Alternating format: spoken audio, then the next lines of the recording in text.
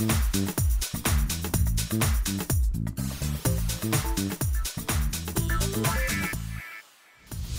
and welcome to the Fast Track Travel Clinic with me, Simon Calder, and let's start with the bitter winter weather that disrupted flights to, from and within Europe in the second half of January. Heathrow Airport here in London was particularly hard hit. Amy Richand from Philadelphia was one of tens of thousands of passengers whose flight was cancelled at short notice, but she tells me all the resulting stress and expense could have been avoided. The day before I was due to travel, the weather reports indicated a serious snowstorm. I phoned BA asking if I could travel a day earlier to avoid the weather problems the next day. I was told that I would have to pay several $100s to make the change, so I stayed with the original booking. And to cut a very long story short, Amy finally arrived home over 24 hours late, having spent several $100s while waiting for a flight. I talked to British Airways on Amy's behalf, and it seems the airline wasn't giving any prizes for initiative. BA would allow free changes to people booked to travel on the day the storm hit, but only for later dates, not for earlier. The airline apologises for the problems you encountered, Amy, and will meet your out-of-pocket expenses.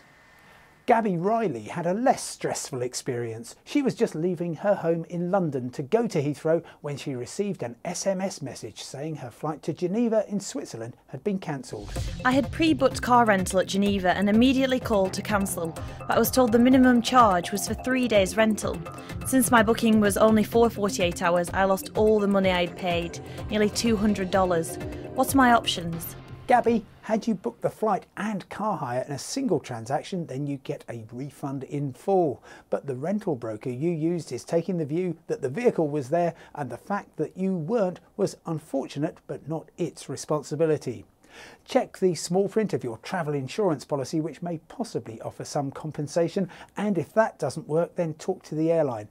Although it has no legal obligation, you may be able to get something, even if it's only frequent flyer points. Susan Heffley from near Milan in Italy booked a series of flights from Stockholm out to Mumbai and back to her home city with Turkish Airlines. All the flights operated as normal, but she wasn't on board. Because of a situation at home, I wasn't able to use them. I asked about getting a refund of the taxes, as that's something the company wouldn't have to pay. But I was told I would only get about $50 instead of the $300 I originally paid for taxes. Susan, I'm afraid you've discovered one of the many hidden imbalances in air travel.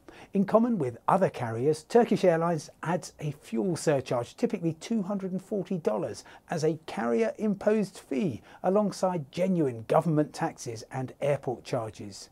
When you seek a refund, the airline keeps the fuel surcharge. Sometimes it's worth paying a higher fare that buys you the flexibility to postpone a trip rather than risk losing almost all the cash you've invested in the fare. For your itinerary, it would have cost an extra $700. Finally, Maria O'Brien is off to the USA. We're flying to Boston for 3 days and then on to Atlanta. Do you have any ideas on what we should see and do? Maria, you have two great and very different cities on your travel agenda.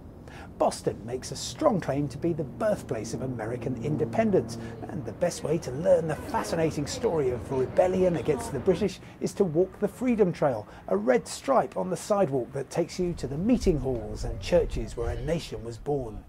Atlanta is a very different city.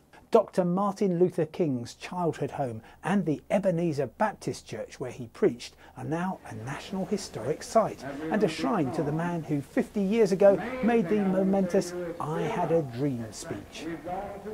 Well, that's all we've got time for in this session of the Fast Track Travel Clinic. From me, Simon Calder, bye for now and see you next time.